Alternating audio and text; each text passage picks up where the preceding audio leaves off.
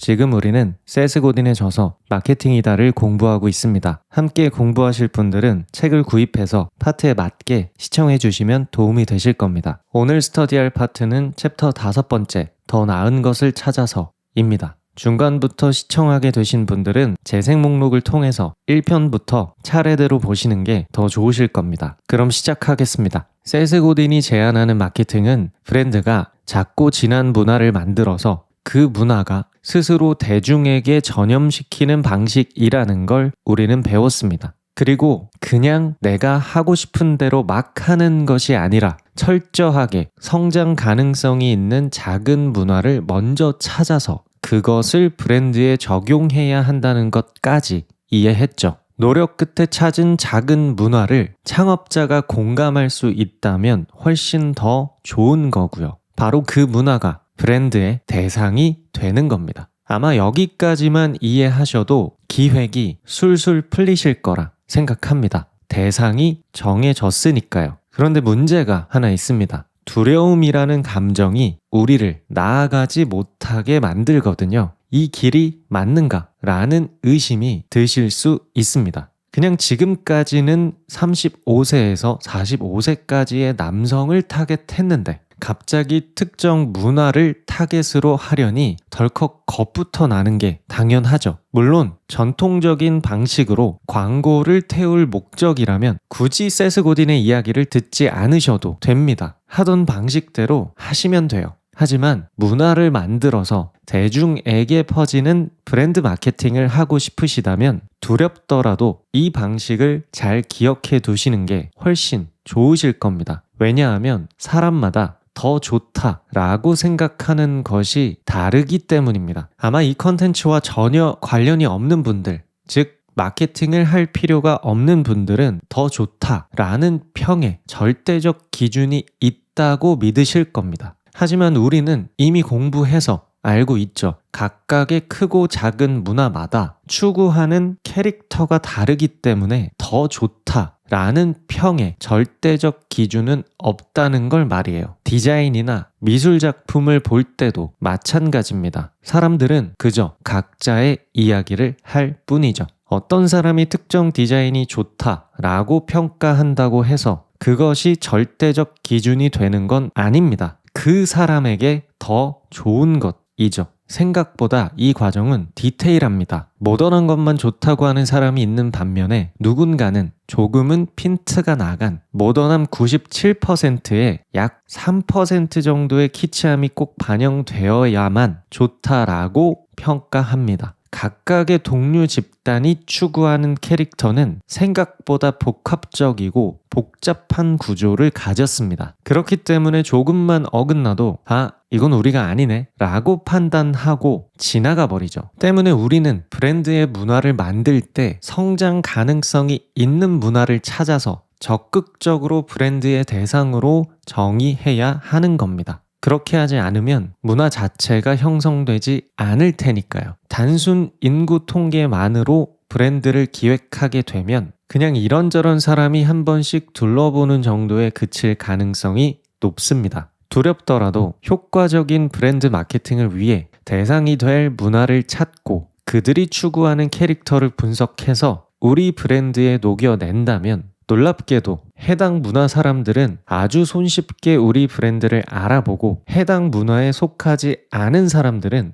우리를 발견하지도 못할 겁니다. 때론 두려움보다 욕심이 이 길을 방해하기도 하는데요. 거의 다 왔는데 마지막 지점에서 갑자기 초점을 좁히기 싫은 거죠. 하지만 지난 영상에서도 말씀드렸듯이 극소수 타겟팅, 즉 1명, 2명을 대상으로 브랜드를 기획하는 건 저도 반대입니다. 우리가 하는 건 최소 5만 명 이상의 미래 가능성이 있는 작은 문화를 찾아서 브랜드의 대상으로 적용하는 방식이에요. 초점을 개인이 아니라 문화 단위로 좁히는 것은 사업적으로 매우 의미가 있습니다. 실제로 작용하는 진짜 브랜드 마케팅을 해보고 싶으시다면 꼭 이 방식을 기억해 주세요.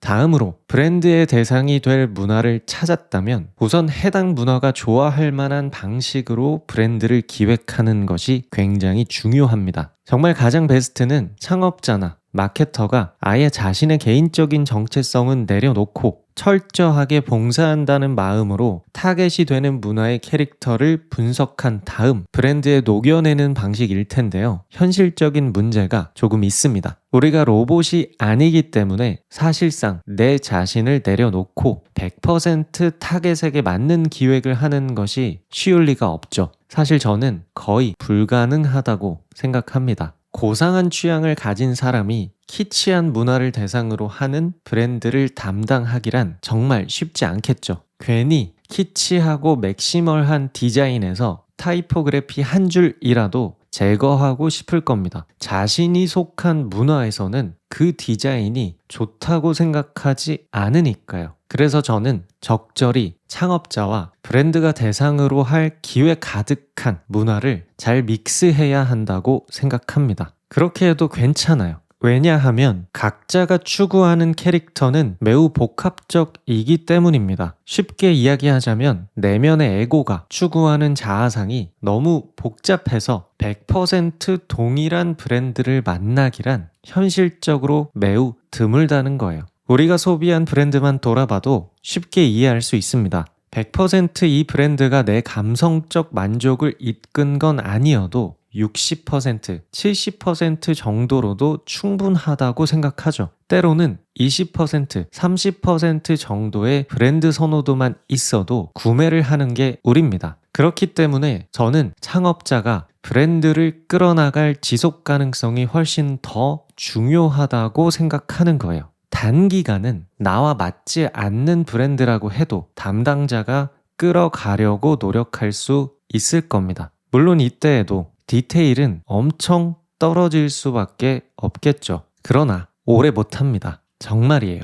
브랜드는 꾸준함과 일관성이 한편에서 매우 중요하기 때문에 창업자가 오래도록 끌고 가려면 자신의 정체성도 어느 정도 믹스되어 있어야 합니다. 단 이건 우리 같은 스몰 비즈니스에게 적용되는 이야기입니다. 큰 자본과 전문적인 팀 구성과 나의 개인적인 정체성이 반영되지 않아도 되는 분위기 안에서는 사실 어떤 브랜드라도 담당할 수 있을 거예요. 그러나 브랜드 하나 혹은 2개, 3개를 직접 끌어가야 하는 스몰 비즈니스 입장에서는 창업자의 정체성이 중요하다는 말씀을 드리고 있는 겁니다. 그래서 저는 현실적으로 브랜드의 대상으로 삼을 기회 가득한 문화를 찾았다면 그 문화가 추구하는 캐릭터와 창업자가 추구하는 캐릭터를 적절히 섞어서 요리하는 방식이 가장 나이스하다고 봅니다. 이게 바로 마케팅적으로 유의미한 독보적인 입지인 거죠. 결국 브랜드를 연상케 하는 캐릭터와 노력해서 찾은 기회 가득한 문화의 캐릭터가 비슷해질 텐데요. 그 방식이 맞습니다. 거기서 창업자라는 캐릭터를 살짝 가미해서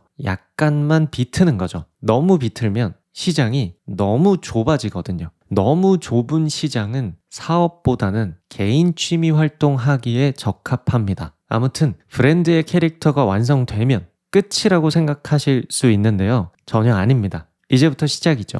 기획만 했을 뿐이니까요. 브랜드는 크게 연상과 인지도 2가지 범주로 나눌 수 있다고 하는데요. 지금까지 우리가 한 것은 브랜드의 연상을 어떻게 가져갈지, 인지도가 늘어난다면 어느 정도까지 늘어날 수 있을지 그 베이스, 즉 아이덴티티를 기획한 겁니다. 이제부터는 실제로 브랜드 아이덴티티를 기반으로 디자인과 여러 활동을 해서 브랜드의 연상과 인지도를 만들어야겠죠. 단 타겟 문화에게만 집중하면서 말이에요. 구체적으로 어떻게 해야 좋을지 혼란스러우실 수도 있을 것 같습니다. 아주 디테일한 부분까지야 각각의 상황을 제가 모르니까 이 컨텐츠로 말씀드리기 어렵지만 이거 하나만큼은 분명히 말씀드릴 수 있습니다. 규모가 작을수록 컨텐츠 마케팅으로 브랜드 연상과 브랜드 인지도 모두 해결할 계획을 세우시는 게 가장 현명합니다. 물론 전통적인 방식의 마케팅을 하시는 분들은 또 제외예요. 문화로 결국 대중을 흔드는 브랜드 마케팅을 하겠다는 분들에 한해서만입니다. 솔직히 말해서 브랜드의 연상과 브랜드의 인지도를 늘릴 수 있는 방법은 너무나도 많고 다양합니다. 심지어 지금까지 없었던 새로운 방식을 만들어서 창의적으로 기획해도 되겠죠. 하지만 그것도 자본과 시간이 충분하거나 혹은 엄청난 기업가 정신으로 무장한 창업자에게만 해당되는 이야기입니다. 제가 구체적으로 특정 지을 수는 없지만 스몰 비즈니스의 현실을 잘 모르는 분들이 가끔 이 마케팅 영역까지 관여를 하려고 하시는데요. 창업자의 현실적인 상황은 전혀 모른 채 그저 멋진 방식으로만 브랜딩을 해야 한다고, 마케팅은 하는 게 아니라고, 그게 아니면 멋이 없다고 겁을 주는 거죠. 하지만 저는 이런 의견에 반대입니다. 스몰 비즈니스의 현실과 마케팅을 전혀 모르고 하는 이야기예요.